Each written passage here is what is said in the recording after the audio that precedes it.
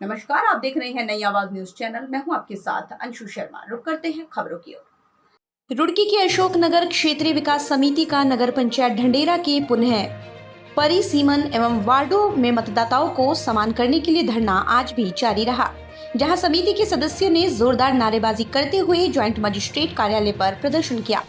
धरना स्थल पर भाजपा नेता अशोक राणा ने कहा, सरकार पूर्व सैनिकों को हल्के में ले रही है, जिसे किसी भी सूरत में बर्दाश्त नहीं किया जाएगा, जबकि वो सभी लोग भाजपा के समर्थक हैं। उन्होंने चेतावनी दी, अगर उनकी इस उचित मांग को सरकार द्वारा नहीं मानी गई तो वो नगर निकाय चुनाव का बहिष्कार कर देंगे। महिलाओं ने कहा, जिस प्रकार से मातृशक्ति ने उत्तराखंड राज्य निर्माण में संघर्ष किया है, अगर सरकार द्वारा उनकी मांग अविलंब नहीं मानी गई तो वो चुनाव बहिष्कार करने से पीछे नहीं रहेंगे। इस मौके पर बड़ी संख्या में लोग मौजूद रहे। रिपोर्ट आरिफ न्याजी। तो बहुत बहुत धन्यवाद कि आप जो है जनता की आवाज़ शासन और प्रशासन तक पहुंचाते रहते हैं। बड़े अफसोस के साथ बोलना पड़ रहा है कि ढंडेरा नगर पंचायत जो नई नगर पंचायत बनी हुई है, उसमें जो परिसीमन किया गया वार्डों का और मतदाता को बड़े ही साजिश के तहत, और वो भी उस साजिश के तहत कि जिसमें सभी पूर्व सैनिक रहते हैं, वीर नारियाँ रहती हैं, उन समस्त कॉलोनियों को एक पक्षपातपूर्ण तरीके से उनका परिसीमन किया गया। और इससे अधिक पक्षपात की वार्डों में वोटरों में इतनी असमानता की गई कि एक वार्ड से दूसरे वार्ड में वोटरों में तिगुना अंतर है। अगर वार्ड नंबर 1 की बात करते हैं हम, तो वार्ड नंबर 1 में 3000 मतदाता हैं, वोटर हैं। वहीं वार्ड नंबर 12 में 1200 मतदाता हैं। कितना अंतर हो गया? तिगुना अंतर हो गया। वार्ड नंबर 11 में 3200 वोटर हैं। वार्ड नंबर 3 में कितने? 1200 वोटर हैं। कितना अंतर हो गया? तिगुना अंतर हो गया। तो हमारा ये कहना है कि जिन 3 वार्डों में टोटल 8500 वोटर हो गए 3 वार्डों में, और जो 8 वार्ड में उनमें कितने वोटर हो गए? केवल 10,000। तो ये कहाँ का न्याय है?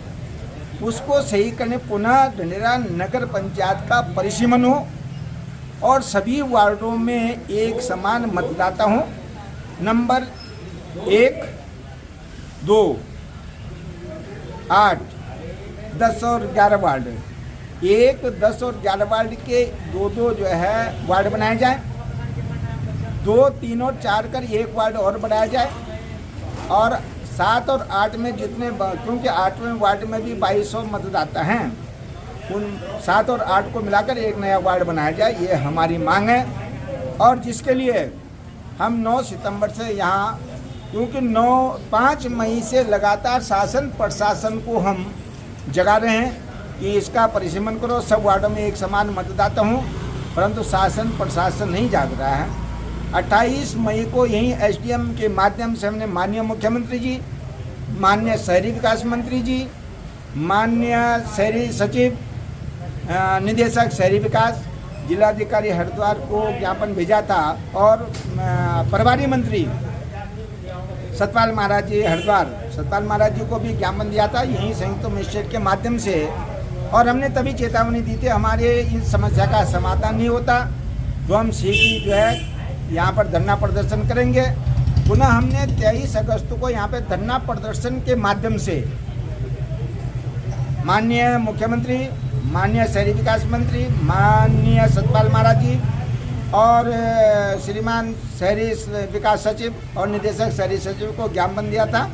उस पर भी अभी तक कोई कार्रवाई नहीं हुई। 3 सितंबर को हम माननीय शहरी विकास मंत्री जी के कार्यालय पर विधानसभा भवन में ज्ञापन देकर आए थे। उसी दिन हम माननीय सतपाल महाराज जो इस जनपद हरिद्वार के प्रभारी हैं, उन्हें ज्ञापन देकर उन्होंने इस पर शीघ्र कार्रवाई का आश्वासन दिया था। उस पर कोई कार्रवाई नहीं हुई। 15 सितंबर को ही माननीय शहरी विकास मंत्री रुड़की आए थे। ये कार्यक्रम में एक जिम का ओपनिंग था रामनगर में, उसके उद्घाटन में उस दिन भी हमने उन्हें ज्ञापन दिया था। उन्होंने आश्वासन दिया कि हम इस पर जो है शीघ्र संज्ञान लेकर कार्रवाई करेंगे। अभी तक उस पर कोई कार्रवाई नहीं हुई, सरकार सुन नहीं रही है आपकी। और 16 सितंबर को हम माननीय मुख्यमंत्री जी के जन्मदिन पर हमने कहा गिफ्ट के रूप में हमने जन्मदिन की बधाई दे दें और वो जो है उस अपने जन्मदिन के अवसर पर ढंढेरा नगर पंचायत का पुनः परिसीमन का अध्यादेश जारी कर दें, पर उस पर भी अभी कोई कार्रवाई बड़ी दुख की बात है।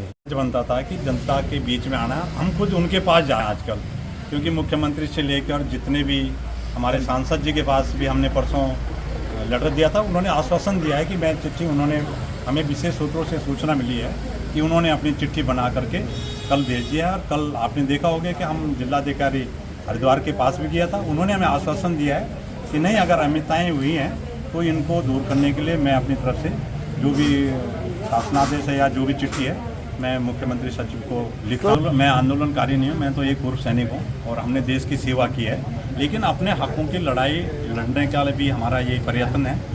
इसमें देखो कोई बड़ी चीज़ नहीं है। ये ढंढेरा नगर पंचायत 23,000 की जनगणना के अनुसार से 11 वार्ड हुए थे, एक वार्ड में 2,000 वोटर होने चाहिए।